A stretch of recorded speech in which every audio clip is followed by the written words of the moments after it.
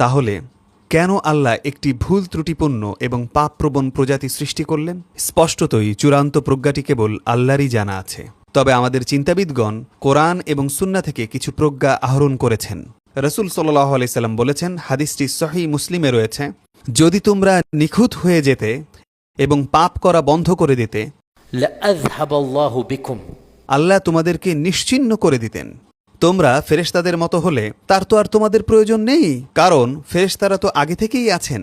আপনারা যদি সকল পাপ বন্ধ করে দিতেন, আল্লাহ আপনাদের সরিয়ে দিতেন, তখন আল্লাহ আরেকটি প্রজাতি সৃষ্টি করতেন যারা পাপ করত। বিষয়টা চিন্তা করুন, আল্লাহ আমাদেরকে ফেরেশতা সদৃশ হওয়ার জন্য সৃষ্টি করেননি, আমরা আদম সদৃশ। আর রাসূল সাল্লাল্লাহু আলাইহি সাল্লাম যেমনটা বলেছেন, আদমের সকল সন্তান তাদের পিতা আদমের মতোই ভুল করে থাকে। আপনারা যদি পাপ কাজ বন্ধ করে দিতেন, আল্লাহ আপনাদের নিশ্চিহ্ন করে দিতেন। তার ফেরেশতা সুলভ কোনো প্রজাতির প্রয়োজন নেই, কারণ তার কাছে তা আছে। এরপর তিনি আরেকটি প্রজাতি, আরেকটি মাখলুক সৃষ্টি করতেন যারা পাপ করে। কেন? আল্লাহ কি পাপ ভালোবাসেন? না, না, মোটেও তা নয়। ওয়াল্লাহু লা ইউহিব্বুল ফাসাদ, আল্লাহ পাপ পছন্দ করেন না। তাহলে কারণটা কি? এই হাদিসটি আমাদেরকে কি বলে? যাতে তারা অনুশোচনা নিয়ে আল্লাহর দিকে ফিরে আসে, তারা আল্লাহর কাছে মাগফিরাত কামনা করবে, আর তখন আল্লাহ তাদেরকে ক্ষমা করবেন। মহান আল্লাহ পাপ ভালোবাসেন না, কিন্তু আল্লাহ ক্ষমা করতে ভালোবাসেন। আর ক্ষমা পাবার জন্য ব্যক্তিটিকে অবশ্যই এমন কিছু করতে হবে যাতে সে ক্ষমা অর্জন করতে পারে।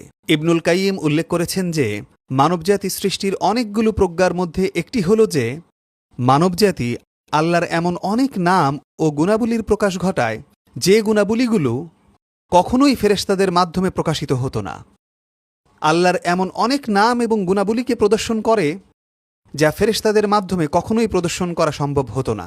যেমন তাওয়াব, গফফার, গফুর, রহমান, গাফিরুয যাম, কাবিলুত তাওব। ফেরেশতাদের ক্ষেত্রে এই বিষয়গুলো মোটেও প্রযোজ্য নয়।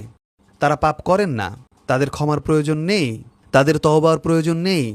সুতরাং পৃথিবীতে আমাদের অস্তিত্বের মাধ্যমে মহান আল্লাহ তার দয়া, মমতা এবং ক্ষমা প্রদর্শনের দ্বারা নিজের ঐশী সত্তার বহিঃপ্রকাশ ঘটান। আমরা কখনোই নিখুঁত হতে পারব না জেনেই তিনি আমাদেরকে সৃষ্টি করেছেন। ও মুসলিম, তাই নিখুঁত হতে না পারার কারণে কখনোই আশা হারাবেন না, কারণ কোনো মানুষই নিখুঁত না।